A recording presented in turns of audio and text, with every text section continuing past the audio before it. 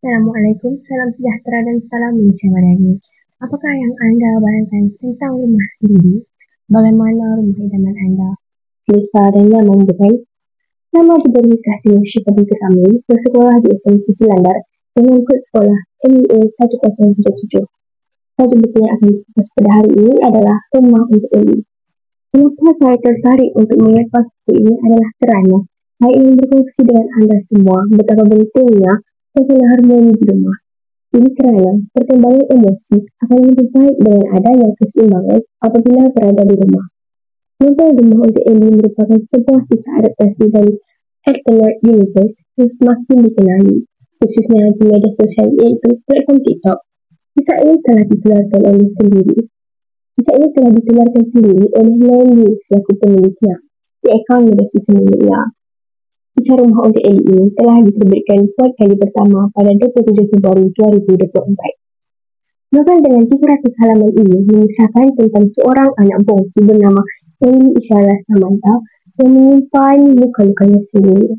Dia berjuang keras untuk mendapatkan penerimaan dari ayah dan keempat abangnya atas kehilangan ibunya yang mereka anggap berpunca daripada Eli. Novel Rumah untuk Eli ini adalah novel tentang keluarga yang akan membuat pembaca tersentuh hatinya dan tenggelam ke dalam penceritaan yang penuh kesedihan. Eli Isyalah Samantha, 16 tahun, tidak pernah menyangka hidupnya akan menjadi serumit kehidupan di luar. Awalnya, dia hidup dalam keluarga yang penuh cinta, di rumah yang selalu memberikan kehangatan, namun tidak dituduh sebagai penyebab kematian ibunya 5 tahun yang lalu. Semuanya berubah menjadi 360 darjah. Gelaran pembunuh telah melekat padanya dan dia terus-menerus dibenci, dicaci dan dimarahi bapa dan abang-abangnya yang sebetulnya menjadi tempat berlindung dirinya.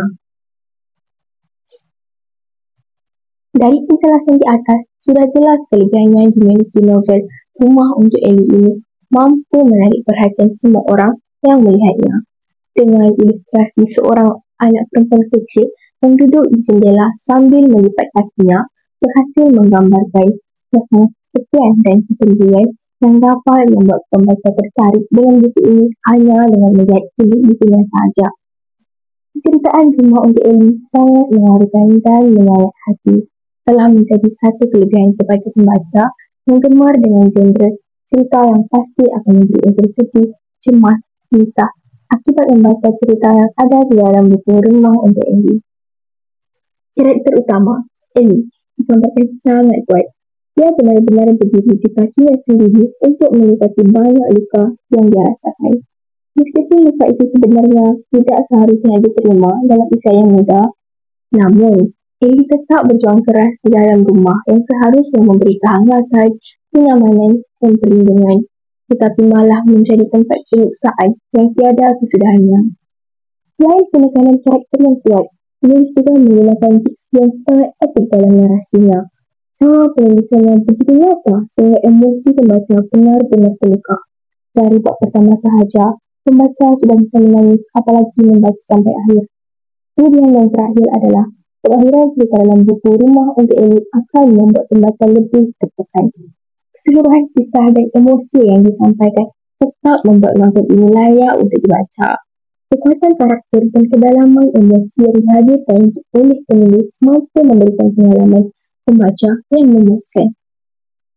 Meskipun terdapat bahagian yang lambat perjalanannya, kisah ini tetap berhasil menyampaikan pesan yang mendalam dan menyentuh hati. Perjalanan emosi yang dialami watak-watak dalam novel ini memberikan refleksi yang bermakna tentang kehidupan dalam hubungan antara manusia. Secara keseluruhan, Rumah untuk Eli adalah sebuah karya yang patut diapresiasi dan mampu menjadi salah satu pilihan bacaan yang inspiratif. Nandy merupakan seorang penulis muda yang sangat berbakat kerana mampu menghasilkan karya-karya yang telah memberi kesan emosi kepada pembacanya. Tidak terkira diksi yang telah saya gunakan sepanjang pembacaan buku ini kerana alur cerita Rumah untuk Eli telah membawa saya terasa dengan perwatakan dan kesedihan Eli. Dari novel Rumah untuk Eli ini, pembaca mampu mendapatkan pengajaran dan teladan yang sangat memberi inspirasi. Pertama, novel ini mengingatkan kita untuk tidak menyalahkan orang lain atas kejadian yang telah ditakdirkan. terutama yang berkaitan dengan kematian. Kedua, cerita ini juga menekankan pentingnya untuk tidak menyimpan dendam, terutama kepada keluarga sendiri. Dendam hanya akan menjadikan keadaan lebih rumit dan menghilangkan kehangatan serta kasih sayang yang seharusnya ada dalam keluarga. Semoga bicara buku ini mampu memberi inspirasi kepada anda untuk turut membuat pembacaan tentang buku ini. Anda boleh mendapatkannya di kedai-kedai buku dan juga pembelian secara atas talian dengan berharga RM35 Malaysia.